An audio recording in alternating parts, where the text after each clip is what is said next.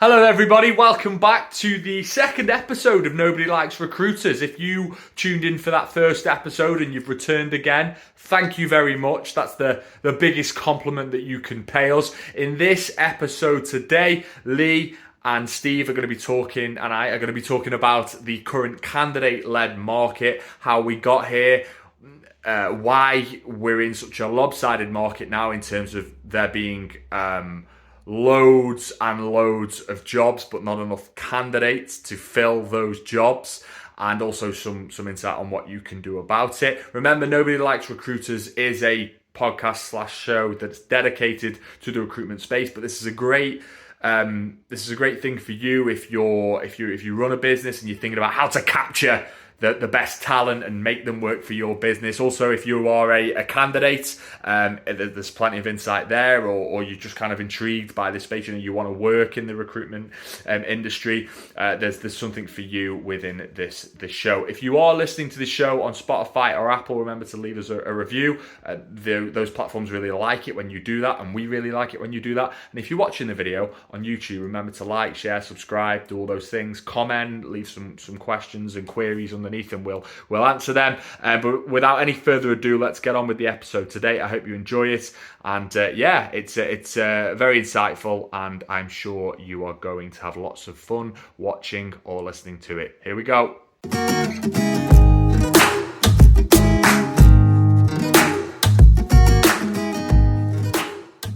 Candidate-led market. It's a term that I hear quite a bit now. What does it mean, Quaz? Basically, mate, a candidate-led market is when there's more job vacancies out there than there is active candidates. Ultimately, there's a lot of selection. Anybody looking for a job has got their pick of different jobs, and they can be a lot more selective, can't they? So they are driving the market. Rather than employers having the pick of candidates, it's kind of reversed and flipped on its head, and candidates have now got a selection of jobs to choose from. Yeah, I think it's not kind of just isolated to any one sector. You know, something we've found out, no matter what sector you recruit for, no matter what kind of level job, there has been a kind of shortage within candidates. And I think the biggest thing for any business, I think, that we kind of work with is everyone kind of rings and thinks, is it just me? Are we doing something wrong? Or is there something that we're not, I suppose, not doing within our recruitment offering in the right way? And the fact of the matter is, no matter what kind of sector or industry that you're in, it's been a challenge to recruit.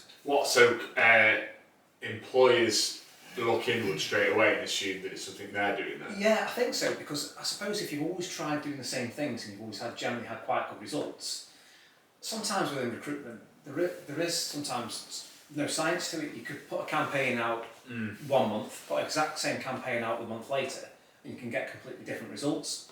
So it is sometimes a business will go, well, we aren't doing anything differently. Why is it we aren't getting any candidates coming through? And I suppose that's the bit within the kind of reactive methods. You know, we've even spoke to companies that have always relied on, word of mouth recommendations. They've relied on people dropping in to, inquire about any opportunities and roles, and even that's dried up, for quite a lot of businesses. Yeah.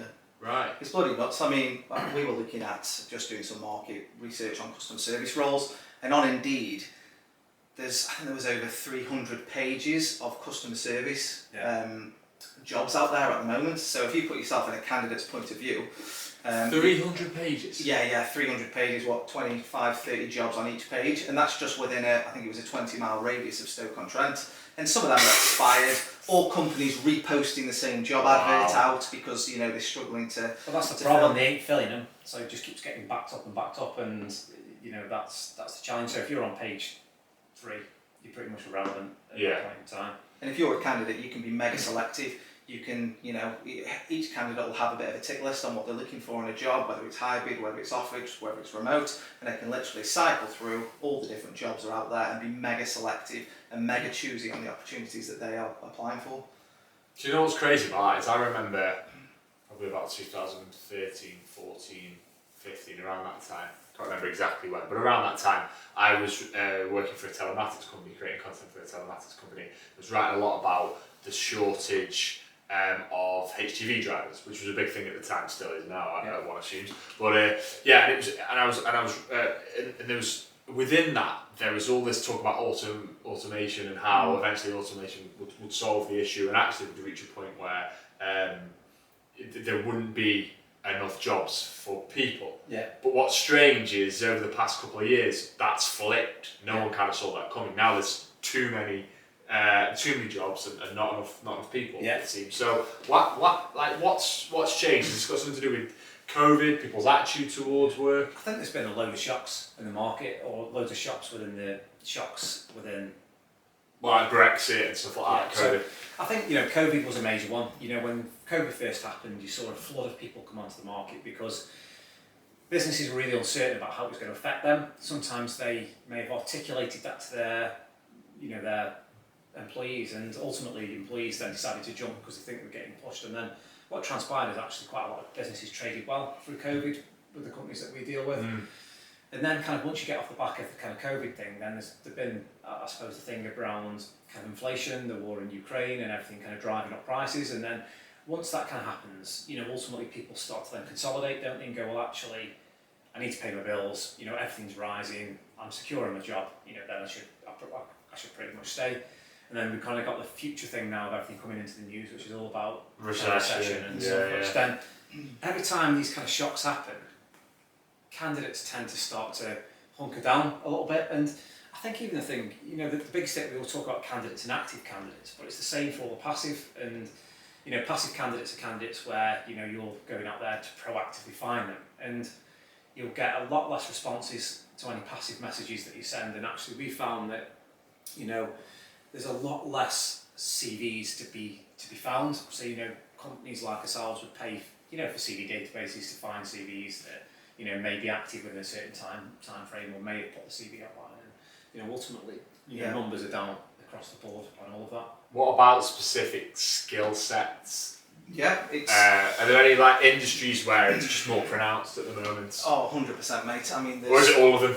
Yeah. Just every industry? I think every industry has been affected slightly with Yeah. this candidate shortage due to the variety of roles out there. But I think there's certain kind of niche sectors that have been massively affected. So digital marketing, anything digital marketing related, candidates are in such high demand. Good, that's good news for me. You're very good at what you do there. Oh yeah. And I think with that, a lot of businesses, a lot of e-commerce businesses have adapted their business model over COVID. There's been a huge demand for all the technical SEO, PPC. They've become invaluable to businesses. COVID was a huge change for that. I mean, yeah. I remember you tended to pick up quite a lot of the marketing stuff, and pre-COVID, you could have been recruiting a content exec or a digital exec for 25 to 30 grand, couldn't you? And some of the, especially specialisms like the PPC and SEO, and that kind of just pretty much. And the problem is, because companies are struggling to attract these specialist skill sets, the first reaction is, we've had an advert out there for 3 months, we can't recruit, we need to stick another 5 grand on, we need to stick another 10 grand on, and it's led to this kind of inflation, hasn't it, over the base salary of these skill sets that, it's getting scary really. Companies can't just keep throwing more money at the problem because, at some point it's going to come to a head. It's probably not long-term sustainable, is it? I think in the end, it all depends on, the return on the investment for that head, but ultimately, you can't continue to keep pushing that ceiling. We had that role with one of the clients where they're a tech company. 3 of their web developers got poached by a competitor, but a new startup business. Pretty much paid them, poached 3 people out, paying them double the salary than they were previously on. All hunky-dory, 3 people left. 6 months later, they're knocking back on the door of the client, asking to come back because the company is, pretty much gone bump. So it isn't always sustainable just to go in there and say, I'm really struggling to recruit web developers, I'm going to offer 35 grand more than anybody else. Well, there's always a change, and what changes the market is there's a hell of a lot of money being spent, and now I suppose attracting more people into that, more apprenticeships, more whatever it is. So kind of eventually, as the market catches up and more people come through, either educated, skilled, and all the different stuff, then you'll start to see probably a bit of a correction within that. Another thing just on top of this before, I want to find out a little bit like the time it's taking to fill vacancies. But another thing as well, I don't think it gets mentioned too much, is you've got a generation now, like the boomer generation, our parents' generation that are now starting to retire, and they're quite a big cohort. Yeah. They're retiring at higher pace numbers now. That probably doesn't affect an industry like digital marketing, because a lot of millennials work in digital marketing, but there's other industries maybe it does. Yeah. And I just don't think that's something that's picked up on too much. Vacancies taking longer to fill. So is this like a byproduct now? Are you seeing that vacancies are just taking forever? Yeah, 100%. But I think you can fill a vacancy as probably the honest thing, but you've got to be doing it for the right thing. You still can't compromise on your culture, your values, your behaviours. The only compromise you can probably make a little bit is on skill set and looking more for transferable skills. But sometimes if you're looking for that 100% fit for a business, it's challenging, isn't it? Yeah. But again, we see our kind of vacancy timelines have gone up, but it's about working with your clients, or working with your business, working with if you're kind of internal, working with your department stakeholder to ultimately kind of manage those expectations, because to get the right person, you're not going to get a hit of 4 or 5 candidates in one go. It takes a bit of time to start to generate the interest, to have the appropriate conversations, to then start to filter that through. And I think that's where our job comes in. So we speak to businesses, business owners, SMEs, bigger companies on a daily basis, don't we? A lot of the feedback that we're getting is that they are struggling to recruit, so that adverts aren't as effective as they previously were. The timelines to recruit have gone up from, when they used to fill a role within 20, 30 days. Now sometimes it's 3 months and they haven't filled a role. Their actual incumbent agencies that they normally work with are struggling to fill the role and not providing them with an update. So they almost feel a bit stuck in this position where they don't really know what to do they? So there's the candidate shortage, the candidate-led market has delivered all these issues, but companies have got to be agile. There are ways around it, but you've got to think slightly differently. And I think in that SME example, it's ultimately affecting growth. A lot of what our clients are talking to our SME is saying it's a key part of our business, it's a key part of our strategic growth. And I can't find this person, but I think the biggest thing is it's just a conversation. Ultimately you can say straight away that probably ain't going to happen on that salary, on your requirements that you got, but let's have a conversation, let's kind of work with you. And I think that's got to be the approach to kind of recruitment, at the moment, whether you're HR manager, line manager, business owner, whatever it is. I think you've got to just view recruitment a little bit differently. It's not the same as it was. For sure. And in terms of that feedback that you're getting from businesses specifically about their experience, elaborate on that. Yeah, it's pretty much what we discussed before. Really, they're just struggling, and we have market insights. We can see all this real time. We speak to candidates on a daily basis, and a lot of businesses, it can be a little bit insular because they don't know about the recruitment market, how much it's changed over the last 12 months, and probably in their head, they have a set protocol. When we've got a vacancy, this is what we do. We advertise the vacancy here. We'll call candidates next Tuesday. We'll invite them to interview. And actually, they need to think a little bit differently now. One other trend we're noticing quite a lot is a massive increase in counter offers as well. So let's say you hand your notice in because you've got a higher paid job or a better role. The company would then come back to you and say, we really want you to stay, Adam. Here's an extra 10k on your pay packet. But it doesn't always happen at the point when you hand your notice in. The company might then go to market to try and recruit your replacement, realise they can't recruit your replacement, and then start throwing more money at you just because they're nervous that they're going to have a gap in their organisation. Now that not only affects you, affects them, it also affects the company that you were going to join, because now because you've then withdrawn from the process at the last minute, leaving them in a distressed situation. So it's kind of a vicious cycle. And I think that's probably the hardest one to combat at the moment, isn't it? Because I think you can control your process and your recruitment process up to a point, but that bit when an employer says I'm going to give you $5 more grand to stay, $6 more grand, it's pretty hard to manage, because I think no matter how, a lot of candidates will say to us, most of the reason they're leaving it isn't always down to money. But if someone just ups your salary by $5-6 grand, it's a job that I know, it's a job that I'm comfortable with, I know the team, it's quite an easy decision. It takes sometimes a tougher decision. And you had a candidate that got offered, was it 20, 30 more K? 30 grand more than their current base salary to stay in a position. Again, another marketing role as well. Now, she was underpaid and undervalued in a previous role, which was why she was looking in the first place. The company, realised. I think deep down they kind of knew that, didn't they? Yeah, they offered her 30 grand more, which was pretty much double her current salary to stay. She didn't end up staying actually, which is one of the rare things. There were other reasons that motivated a move, and the company that we put forward for, kind of met everything else. So, well, she didn't end up going, but I think in the end as well, there's other kind of factors that, like, companies that are doing their own recruitments and the challenges they're having is not just the flow of applications, but it's the engagement with the candidate on the other side. They're getting quite a lot of kind of no-shows. They're finding some of the low barrier to entry recruitment tools like Indeed to be quite frustrating because it's all one-click apply, and actually once they get to call the candidates, they can't get hold of them, can't invite them in, and you've got to think all of that is time and resource. So like, you've got a line manager who's taking 2 hours out of his day to call loads of candidates, and they just can never get hold of people, and so it's just that everything's kind of not necessarily working in a way that it was a couple of years ago, really. What do you think of one-click apply, just as a side note? Is that a good or a bad thing? It certainly makes it easier from a candidate perspective, but ultimately, the barrier to entry is so low at that point. I think if you read a stat now, I think it's the vast majority of people now apply on the telephones, on the phone. So I suppose having the technology to be able to apply through the phone is a real kind of positive, because job seekers can access a board wherever. But I think, didn't they say that there's been a massive change? So before one-click apply, maybe a candidate would apply, I think maybe, was it three to five applications, maybe 5 applications max per sitting, and a sitting could be, could be 3 hours or something like that.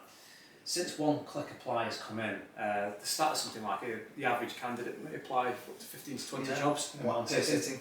And that per sitting could be on your lunch break at work, and then again after tea, or in bed at night just before you go to sleep. So again, that challenge filters back to the company bit. It's dead easy to just ping it in, but then the time and resource that it takes on the other side to then start to try and contact the candidates, get hold of them, emails, all the other Then things. explain to them which job, by the way, it was they applied for, because I imagine they get that. Which one was you? Yeah. But That's good for us. That's good for us as a recruiter, because that's our job, is to speak to candidates. So we want more and more candidates. The more candidates, the merrier. If you're an employer and you've got limited resource and can only allocate 30 minutes a day to speaking to candidates, sometimes you can get overwhelmed, and it makes it easier for irrelevant candidates to apply to. And I think that brings a good point as well, doesn't it? I think the main thing that we're getting from the employers is the pace of the market.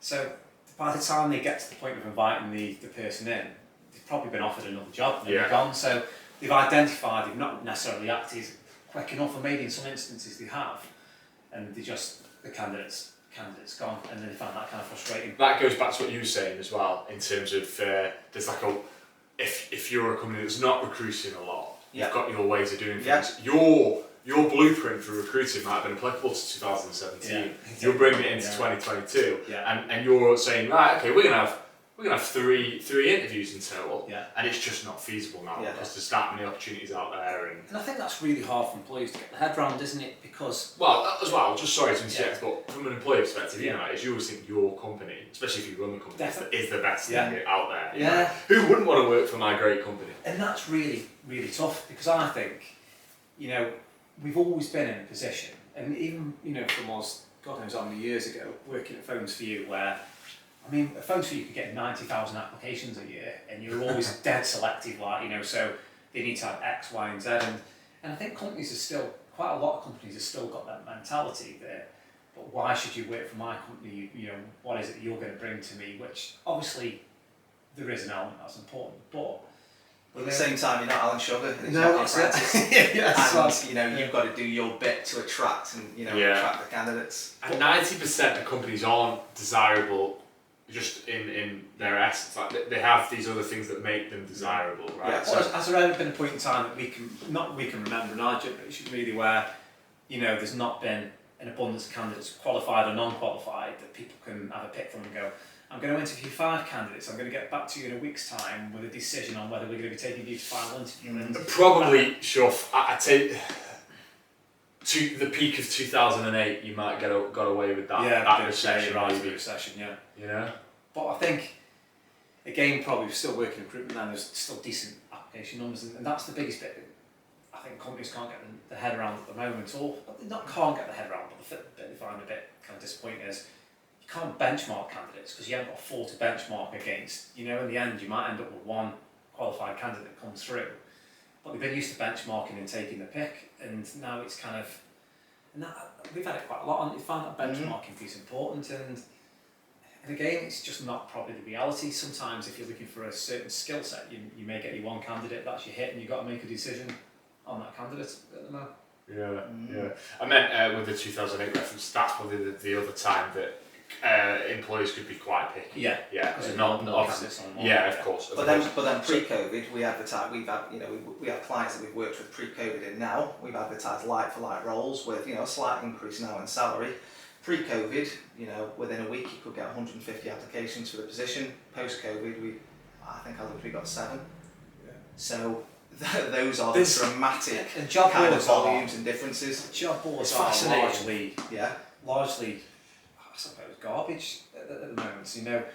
They still will attract certain people if your proposition is right, but actually, if you think they're your main source of media that kind of companies and agencies kind of use, and the real battle is, people don't know how will job boards recover to the level that they used to do. What's the new? Well, I think the job search, maybe the process that we don't want to go off too, but I think maybe the process has changed a little bit in the way that you would look for a job now. LinkedIn is probably had a big impact on that from a professional perspective, at least. Anyway, so we've spoken about what kind of this market is. Yeah. The guys that listen to this or watching this now understand that. So let's say I'm somebody who is trying to operate in this market like you guys are. What are what are you trying to encourage people to think about in terms of that process? So, how can they adapt? The thing is, bud, I think recruitment is challenging. There's no getting away from it. If you're trying to sell a product and there's 1,000 other products on the shelf, it's always going to be a bit more difficult than if you're the only product on the shelf. There are ways to recruit. There are ways that, as a business, you can adapt your proposition and adapt your process. Our timeline's going to be a bit longer than normal. Yes, they are. Are you in the same boat as a lot of other companies? Yeah, it's not isolated to individual companies. There is ways that you can adapt your process to overcome this market and give yourself the best possible opportunity to recruit. But it does involve a bit of outside the box thinking. Yeah. You've got to, like you say, throw your recruitment process from 5 years ago out of the window and just put a slightly new adaptive process in place, and you can recruit and attract. Yeah, and to be fair, I think it shouldn't all be doom and gloom, and I suppose that's not what the point of this, doing this podcast is. I think the biggest thing is just a bit of awareness. If you're sitting there at your desk thinking what is going on, what is going on with recruitment, everyone's finding it challenging, and you're not isolated in that. But there is loads of stuff that you can do to help to influence and impact that down the line, and I think it is just about that evolve and adapt. It's like that in everything, isn't it? Whether it's a product cycle, whatever, you evolve and adapt and look at them. And I think the biggest thing we haven't said is just the candidate piece.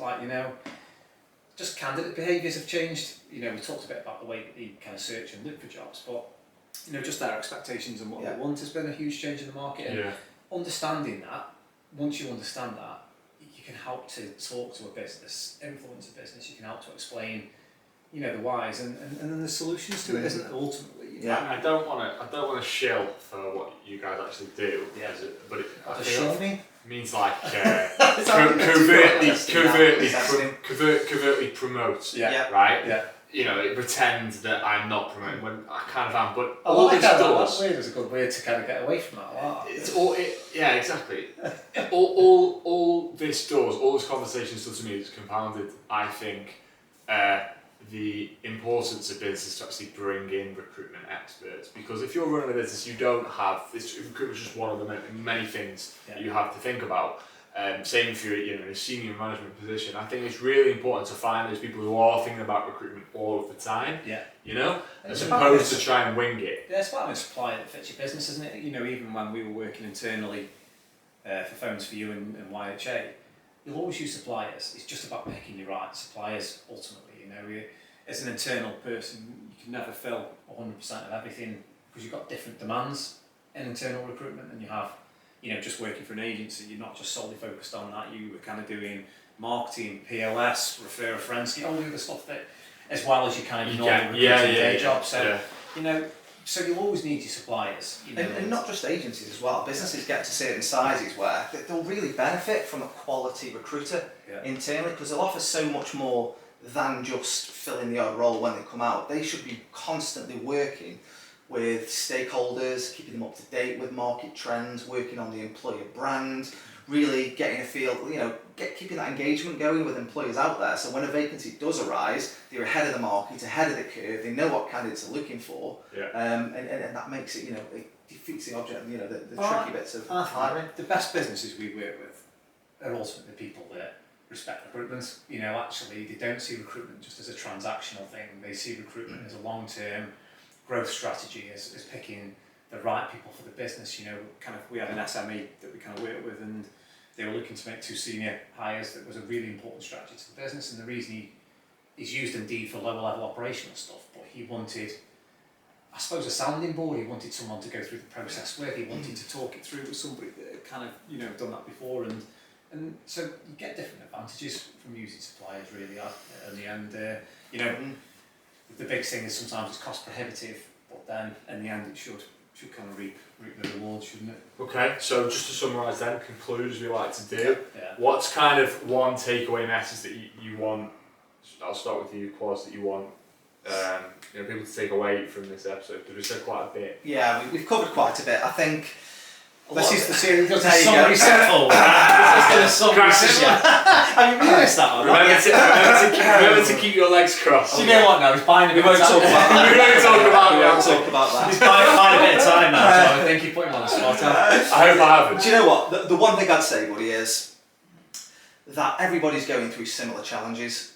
It's just about thinking slightly different. Yes, there's a candidate shortage, but there is ways to go out there and attract your candidate. It's all about thinking slightly differently and putting yourself in the candidate's point of view. So why should that candidate apply for this position? What in terms of my proposition, what can I do to make this as appealing as possible? And I think we can cover that on the next episode. So actually some help, support, tips, advice for businesses to overcome that. But yeah, you've got to be agile. You've got to adapt your kind of recruitment process with the time, because the recruitment market is something that changes. And we've been through a frigging roller coaster, haven't we, over the last 3 years with everything that's gone on. And you've got to take control. Yeah. Jesus. Anything else? God, I think tell him to Over to you. Tell him on the 5-minute picture. What? We'll cover like the tips on how you can adapt more in this next I episode. think the main thing for us is, is to try and get a bit of insight. The whole kind of point of this, isn't it? Really is there's no kind of cloak and dagger. Recruitment's a bit of a graft, and there's lots of different tips and techniques, and hopefully we can kind of support that going forward. We will do our best to do that. Well, thanks for watching. Remember to like, share, subscribe, do all of those things, and we'll see you again for our next episode, which will be some more kind of tangible advice on how you can implement some of the things that Quaz and Shuff have spoken about.